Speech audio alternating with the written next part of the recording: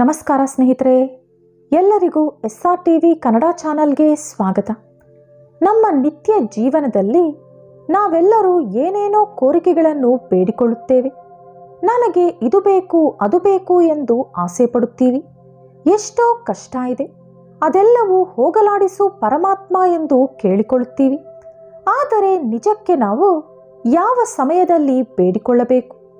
ಸಮಸ್ಯೆಗಳು ಹೋಗಬೇಕು ಎಂದು ಯಾವ ಸಮಯದಲ್ಲಿ ದೇವರನ್ನು ಕೇಳಬೇಕು? ಯಾವ ಸಮಯದಲ್ಲಿ ಬೇಡಿಕೊಂಡಾಗ ನಮ್ಮ ಕೋರಿಕೆಗಳು ಈಡೇರುತ್ತದೆ, ನಮ್ಮ ಕಷ್ಟಗಳು ಹೊರಟು ಹೋಗುತ್ತದೆ ಎಂದು ಈ ವಿಡಿಯೋದಲ್ಲಿ ತಿಳಿದುಕೊಳ್ಳೋಣ. ಆದರೆ ಅದಕ್ಕೂ ಮುಂಚೆ ನೀವಿನ್ನೂ ನಮ್ಮ ಚಾನಲನ್ನು ಸಬ್ಸ್ಕ್ರೈಬ್ ಮಾಡಿಕೊಂಡಿಲ್ಲ ಅಂದರೆ ಖಂಡಿತ ಈಗಲೇ ಸಬ್ಸ್ಕ್ರೈಬ್ ಮಾಡ್ಕೊಳ್ಳಿ. ಹಾಗೆ ಹೊಸ ವಿಡಿಯೋ ನೋಟಿಫಿಕೇಷನ್ಸ್ಗಾಗಿ ಪಕ್ಕದಲ್ಲಿರೋ ಬೆಲ್ ಐಕಾನ್ ಕ್ಲಿಕ್ ಮಾಡ್ಕೊಳ್ಳೋದನ್ನು ಮಾತ್ರ ಮರಿಬೇಡಿ. ನಮ್ಮ ಪುರಾಣಗಳ ಪ್ರಕಾರ ಅಶ್ವಿನಿ ದೇವತೆಯರೇ ತಥಾಸ್ತು ದೇವತೆಗಳು. ಇವರು ಸೂರ್ಯದೇವರ ಪುತ್ರರು. ತಥ ಅಂದರೆ ಖಂಡಿತವಾಗಲು, ಅಸ್ತು ಅಂದರೆ ನಡೆಯಲೇಬೇಕು, ಅಂದರೆ ತಥಾಸ್ತು ಅಂದರೆ ಖಂಡಿತವಾಗಲು ನಡೆಯಲೇಬೇಕು ಎಂದು ಅರ್ಥ. ಮನುಷ್ಯ ಯಾವುದಾದರೂ ಮಾತನ್ನು ಪದೇ ಪದೇ ಅಂದಾಗ ತಥಾಸ್ತು ದೇವತೆಗಳು ಕೂಡಲೇ ತಥಾಸ್ತು ಅನ್ನುತ್ತಾರೆ. ಈ ರೀತಿ ತಥಾಸ್ತು ಅನ್ನುವವರನ್ನೇ ತಥಾಸ್ತು ದೇವತೆಗಳು ಎಂದು ಹೇಳುತ್ತಾರೆ.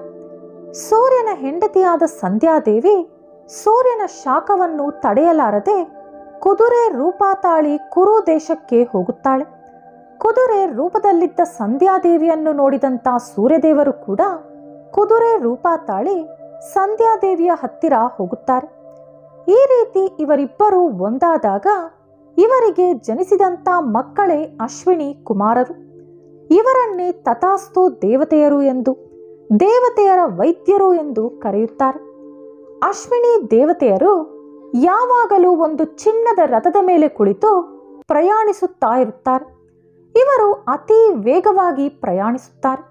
ಇವರು ಪ್ರಯಾಣಿಸುವಂಥ ಮಾರ್ಗದಲ್ಲಿ ತಥಾಸ್ತು ಅನ್ನುತ್ತಾ ವೇದ ಮಂತ್ರಗಳನ್ನು ಜಪಿಸುತ್ತಾ ಹೋಗುತ್ತಾರೆ. ಯಜ್ಞ ಯಾಗಾದಿಗಳು ನಡೆಯುವಂಥ ಸ್ಥಳಗಳಲ್ಲಿ ಇವರು ಅಧಿಕವಾಗಿ ಸಂಚರಿಸುತ್ತಾ ಇರುತ್ತಾರೆ. ಅಶ್ವಿನಿ ದೇವತೆಯರು ಕೈಯಲ್ಲಿ ಒಂದು ಕೋಲು ಹಿಡಿದುಕೊಂಡು ಎಲ್ಲಿ ಯಜ್ಞ ಯಾಗಾದಿಗಳು ನಡೆಯುತ್ತಿರುತ್ತದೋ ಅಲ್ಲಿಗೆ ಬಂದು ಆ ಸ್ಥಳದಲ್ಲಿರುವಂಥ ಪೂಜಾ ದ್ರವ್ಯಗಳು, ಯಜ್ಞಕ್ಕೆ ಸಂಬಂಧಿಸಿರುವಂಥ ವಸ್ತುಗಳು ಹಾಗೂ ಯಜ್ಞ ಮಾಡುತ್ತಿರುವಂಥ ಅರ್ಚಕರು, ಯಜ್ಞಕ್ಕೆ ಬಂದಿರುವಂಥ ಭಕ್ತಾದಿಗಳು ಎಲ್ಲರನ್ನೂ ಆ ಕೋಲಿನಿಂದ ಮುಟ್ಟಿ ಹೋಗುತ್ತಾರಂತೆ. ಇದರಿಂದ ಯಜ್ಞ ಯಾಗಾದಿಗಳು ಮಾಡಿದಾಗ ವಿಶೇಷವಾದ ಪ್ರಯೋಜನ ಕಲುಗಿ ಸಕಲ ಶುಭಗಳು ನಡೆಯುತ್ತವೆ. ಇತರರ ಒಳಿತನ್ನು ಬಯಸುವಂಥ ಯಾವ ವ್ಯಕ್ತಿಯೇ ಆಗಲಿ ತಥಾಸ್ತು ಅಂದಾಗ ಅದು ಖಂಡಿತವಾಗಲು ನಡೆಯುತ್ತದೆ. ಅಶ್ವಿನಿ ಕುಮಾರರು ಒಂದು ಕೈಯಲ್ಲಿ ಆಯುರ್ವೇದ ಗ್ರಂಥವನ್ನು, ಇನ್ನೊಂದು ಕೈಯಲ್ಲಿ ಅಭಯ ಹಸ್ತವನ್ನು ತೋರಿಸುತ್ತಾ ತಿರುಗಾಡುತ್ತಿರುತ್ತಾರೆ. ನಮ್ಮ ಬಗ್ಗೆ ನಾವು ಏನಾದರೂ ಅಂದುಕೊಂಡರೆ ತಥಾಸ್ತು ದೇವತೆಯರು ಕೂಡಲೇ ತಥಾಸ್ತು ಅನ್ನುತ್ತಾರೆಂದು ಇವರು ಹೆಚ್ಚಾಗಿ ಸಂಧ್ಯಾ ವೇಳೆಯಲ್ಲಿ ಅಂದರೆ ಸಂಜೆ ಸಮಯದಲ್ಲಿ ತಿರುಗಾಡುತ್ತಾರೆಂದು ಹಿಂದಿನ ಕಾಲದಿಂದ ನಂಬಲಾಗುತ್ತಿದೆ. ಅದಕ್ಕಾಗಿಯೇ ಎಂದಾದರೂ ಅನಾರೋಗ್ಯ ಸಮಸ್ಯೆಗಳು ಬಂದರೂ ಅಶ್ವಿನಿ ದೇವತೆಯರಿಗೆ ಸಂಬಂಧಿಸಿದಂಥ ಮಂತ್ರ ಜಪಿಸಿದರೆ ಅನಾರೋಗ್ಯ ಸಮಸ್ಯೆಗಳಿಂದ ಹೊರಬರಬಹುದು.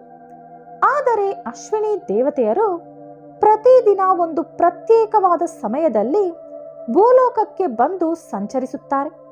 ಆ ಪ್ರತ್ಯೇಕವಾದ ಸಮಯದಲ್ಲಿ ಯಾರು ಏನೇ ಹೇಳಿದರೂ ಅದು ನಡೆಯುತ್ತದಂತೆ, ಯಾರು ಏನೇ ಬೇಡಿಕೊಂಡರೂ ಅದು ನೆರವೇರುತ್ತದಂತೆ. ಯಾರು ಯಾವ ಸಮಸ್ಯೆ ಹೋಗಬೇಕು ಅಂದುಕೊಂಡರೆ ಆ ಸಮಸ್ಯೆ ಹೊರಟು ಹೋಗುತ್ತದಂತೆ.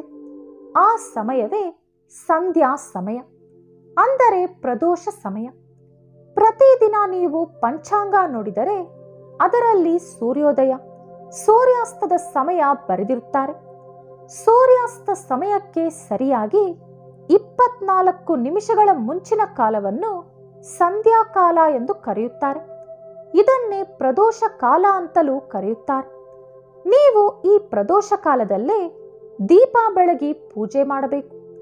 ಈ ಸಮಯದಲ್ಲಿ ನೀವು ಮನಸ್ಸಿನಲ್ಲಿ ಏನೇ ಕೋರಿಕೆ ಕೇಳಿಕೊಂಡರೂ ಅದು ಅಶ್ವಿನಿ ದೇವತೆಯರಿಗೆ ಕೇಳಿಸುತ್ತದಂತೆ. ಅವರು ಆ ಸಮಯದಲ್ಲಿ ಭೂಲೋಕದಲ್ಲಿ ಸಂಚರಿಸುತ್ತಾ ಇರುತ್ತಾರೆ. ಹಾಗಾಗಿ ನೀವು ನಿಮಗೆ ಯಾವುದಾದರೂ ಸಮಸ್ಯೆ ಇದ್ದರೆ ನನಗೆ ಈ ಸಮಸ್ಯೆ ಬಗೆಹರಿಯಬೇಕು, ಯಾವುದಾದರೂ ಕೋರಿಕೆ ಇದ್ದರೆ ನನಗೆ ಈ ಕೋರಿಕೆ ನೆರವೇರಬೇಕು ಎಂದು ಮನಸ್ಫೂರ್ತಿಯಾಗಿ ಮನಸ್ಸಿನಲ್ಲಿ ಸಂಕಲ್ಪ ತೊಟ್ಟು ಓಂ ಶ್ರೀಂ ಅಶ್ವಿನ್ಯೇ ನಮಃ ಎಂದು ಮನಸ್ಸಿನಲ್ಲಿ ಪ್ರದೋಷ ಕಾಲದ ಪೂರ್ತಿ ಜಪಿಸುತ್ತಾ ಇದ್ದರೆ ಅಶ್ವಿನಿ ದೇವತೆಯರು ನಿಮ್ಮ ಕೋರಿಕೆ ಕೇಳಿಸಿಕೊಂಡು ನಿಮ್ಮ ಸಮಸ್ಯೆ ಬಗೆಹರಿಸುತ್ತಾರೆ, ನಿಮ್ಮ ಕೋರಿಕೆ ಈಡೇರಿಸುತ್ತಾರೆ.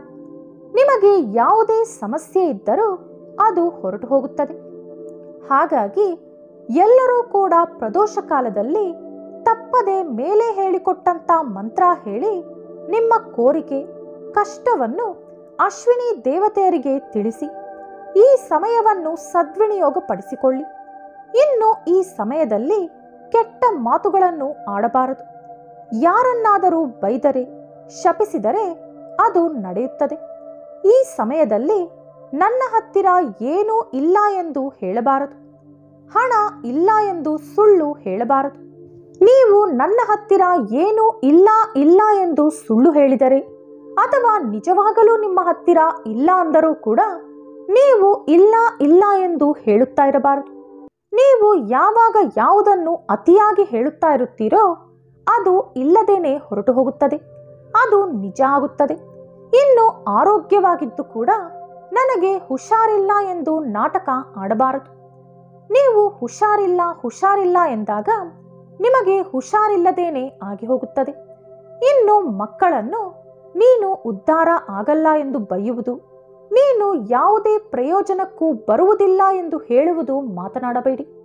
ಈ ಸಮಯದಲ್ಲಿ ಒಳ್ಳೆಯದು ಮಾತ್ರವೇ ಮಾತನಾಡಿ, ಒಳ್ಳೆಯ ಮಾತುಗಳನ್ನು ಮಾತ್ರವೇ ಹೇಳಿ, ಒಳ್ಳೆಯದನ್ನು ಮಾತ್ರವೇ ಅಂದುಕೊಳ್ಳಿ. ಇಂತಹ ಅದ್ಭುತವಾದ ಸಮಯದಲ್ಲಿ ನಿಮ್ಮ ಸಮಸ್ಯೆ ಹೋಗಬೇಕೆಂದು, ನಿಮ್ಮ ಕೋರಿಕೆ ನೆರವೇರಬೇಕೆಂದು ಮಾತ್ರವೇ ನೀವು ಅಶ್ವಿನಿ ಕುಮಾರರನ್ನು ಬೇಡಿಕೊಳ್ಳಬೇಕು. ಈ 24 ನಿಮಿಷಗಳ ಕಾಲ ನೀವು ಧ್ಯಾನ ಮಾಡುತ್ತಾ ಕುಳಿತುಕೊಂಡರೆ ಇನ್ನೂ ಬೇಗನೆ ಫಲ ಸಿಗುತ್ತದೆ. ತಪ್ಪದೆ ಎಲ್ಲವೂ ಕೂಡ ನೆರವೇರುತ್ತದೆ. ಹಾಗಾಗಿ ನೀವು ಇಲ್ಲ ಅನ್ನುವ ಬದಲು ನನಗೆ ಬೇಕು, ಇನ್ನೂ ಹೆಚ್ಚು ಬೇಕು ಎಂದು ಕೇಳಿಕೊಳ್ಳಿ. ಒಂದು ವೇಳೆ ನಿಮಗೆ ಹುಷಾರಿಲ್ಲ ಅಂದರೆ ನನ್ನ ಆರೋಗ್ಯ ಸರಿ ಹೋಗಬೇಕು ಎಂದು ಹೇಳಿ. ನಿಮ್ಮ ಮಕ್ಕಳು ಪ್ರಯೋಜನಕ್ಕೆ ಬರಲಿಲ್ಲ ಅಂದರೂ ಕೂಡ ಅವರನ್ನು ಬೈಯದೆ ನನ್ನ ಮಕ್ಕಳು ಉದ್ಧಾರವಾಗಬೇಕು ಎಂದು ಕೇಳಿಕೊಳ್ಳಿ. ಈ ರೀತಿ ಕೇಳಿದಾಗ ಅಶ್ವಿನಿ ಕುಮಾರರು ನಿಮಗೆ ತಥಾಸ್ತು ಎಂದು ವರ ಕೊಡುತ್ತಾರೆ. ಇದೆಲ್ಲ ಕೂಡ ನಮ್ಮ ಹಿರಿಯರು ಹೇಳುತ್ತಲೇ ಬಂದಿದ್ದಾರೆ. ಆದರೆ ನಾವೇ ಇದರ ಬಗ್ಗೆ ಅಷ್ಟಾಗಿ ತಲೆ ಕೆಡಿಸಿಕೊಂಡಿಲ್ಲ. ಇವು ಮೂಢನಂಬಿಕೆ ಎಂದು ನಂಬಲಿಲ್ಲ. ಆದರೆ ಹಿರಿಯರು ಒಂದು ಮಾತು ಹೇಳಿದ್ದಾರೆ ಎಂದರೆ ಅದರ ಹಿಂದೆ ಒಂದು ಪರಮಾರ್ಥ ಅಡಗಿರುತ್ತದೆ ಎಂದು ಮರೆಯಬಾರದು. ಈ ವಿಡಿಯೋ ನಿಮಗಿಷ್ಟವಾದರೆ ಲೈಕ್ ಹಾಗೂ ಶೇರ್ ಮಾಡಿ. ಇಂತಹ ಹೆಚ್ಚಿನ ಉತ್ತಮ ಮಾಹಿತಿಗಳಿಗಾಗಿ ತಪ್ಪದೆ ನಮ್ಮ ಚಾನೆಲ್ ಅನ್ನು ಸಬ್ಸ್ಕ್ರೈಬ್ ಮಾಡಿಕೊಳ್ಳಿ. ನಾಳೆ ಮತ್ತೊಂದು ವಿಡಿಯೋದೊಂದಿಗೆ ಪುನಃ ಭೇಟಿಯಾಗೋಣ. ಧನ್ಯವಾದಗಳು.